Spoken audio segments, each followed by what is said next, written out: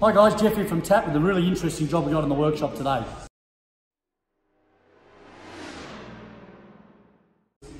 This particular car has been presented to us. This comes from another couple of workshops with a rough idle, backfiring about 60k an hour and been unhappy. It's had a bit of work already done to it. Brand new throttle body's been fitted to it on the car. Didn't fix the problem, so it's lobbed down to our workshop. So what have we got? We've got a 2001 Lexus GS300. So it's running the 3 litre 6-cylinder, straight 6, 2JZ GE motor. So, interestingly enough, when we first started, went for a road test here, acknowledged bad idle, rough idle, backfiring a bit under certain load conditions, low load, 60k an hour, etc.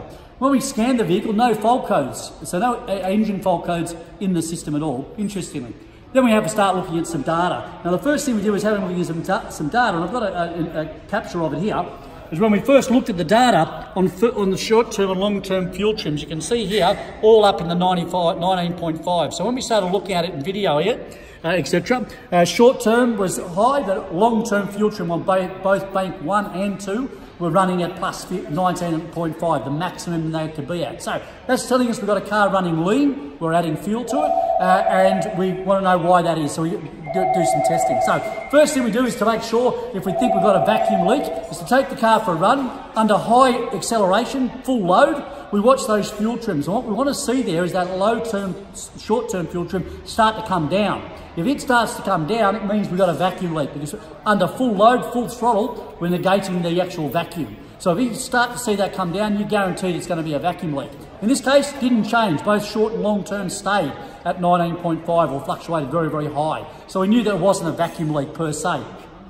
So the next thing we did was we did our volumetric efficiency calculator. So on our website, Rod's designed a calculator where we can check our volumetric efficiency of the car and also have a look at our mass airflow to make sure we're reading correctly. So the first one we did of those, so we went onto the website, just opened up our mass sensor tester. So we write the details in here. 3 litre was 36 degrees when we did it. Mass airflow at full revs was 129.46 grams per second. Barrow is 101, we're at sea level here, and our maximum revs were 5296. So we got that all from the scan tool, and what that then showed us, what our volumetric efficiency is healthy at 84, but more importantly, our actual MAF was reading 129, but our calculated MAF should be 124, so pretty close. So that's telling us, in that case, that our mass airflow sensor is working pretty good. It's accurate. The second test we did, again, very, very similar. We put the data in, but again, volumetric efficiency of 84. This time we had 4,401 revs at 108 grams. And again, we had a actual MAF of 108.9, calculated MAF 105. So again,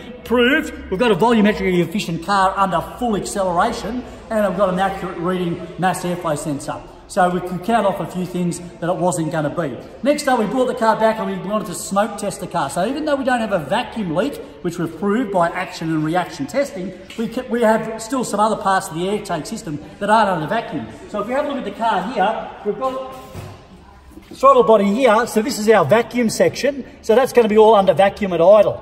But this section over here is not, because it's before the throttle body, but after our mass airflow sensor. So we smoke tested the car to find a lot of smoke start to come from underneath this little sort of swirl pot, or resonator as they call it, and so we could see that we had a vacuum leak there. So what we do is when we pull this off now, which I've still got it all loose, we found that underneath the plastic housing that was here was all cracked and degraded.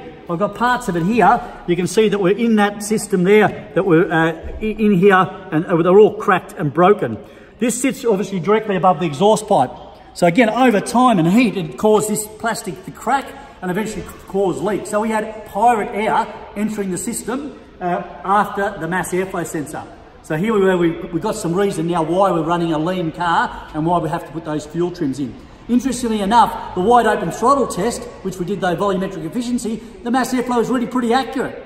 So we think in that regard, when it's under full load, no vacuum in it, we've got full open throttle, the airflow is basically flowing straight through, and 100% of the air is flowing over the mass airflow sensor through the tube and in. It's not actually using the swirl pot at all at that stage. There's no draw on that swirl pot. It's only at idle that it really is using that swirl pot or that resonator that's under the system. So what we've done is done a bit of a repair. We've just plugged it.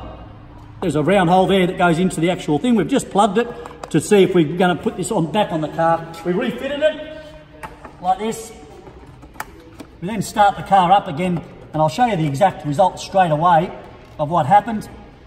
We started the car, and to verify our repairs, we can tell straight away that we've got a fix, because straight away when we start the car up, again, we've got our long-term fuel trim at 19.5, so that were the set figures for us, but straight away our short-term fuel trim went straight to -20. So what the car's now saying is, geez, we're running rich. We've taken away the pirate air, we've now got a fully operational system, but we're still running on 19.5 long-term trim. So we want to negate that. So short-term goes to -20. So as you did, like Rod's mentioned many times, add the two together. So we got -20 plus 19.5. We've now got a combined fuel trim of 0.5%, which is just about perfect. You're not going to get any better. So as we drove this car longer and we started to trim it down, you can see that after we've driven the car for a while, our long-term fuel trims have now come down to 3.9 and 3.1, so they're down within spec. And our short-term still running at -7, so still trying to bring that long-term still back to 0. So I think we keep road testing this car, they'll pretty much come back to a 0 point, which is exactly what we want. The car is now idling perfectly, and it's driving, no dramas at all. No more backfiring, lean misfires, which is what was occurring in the car before. So, quick little test, a couple of using some of our calculators, especially that volumetric efficiency calculator. Get used to using that. It's a great little tool to verify whether you've got a volumetric efficient motor car, number one, or whether your MAF sensor's under-reporting. So, a good little tool. Plus, don't forget to use your data. So in this particular case, we had no fault codes. Okay, so we had to look somewhere else. We looked at the data and could see that there was an abnormality there, high positive fuel trims. Why? And we can go through that process. So very analytically approach, but it wasn't a big hard fix at the end of the day. So again, I'm not too sure if this car really needed that throttle body, but it's got one. We've actually fixed the air leak, the car's now fixed. Hopefully that helped you out. And guys, if you're not members, if you are members, start utilising a lot of those facilities on the website. If you're not a member, it might be time to join up. So go to tap.net.au, click up the join up now button. We'd love to have you aboard as part of our 3,500 members. Thanks guys.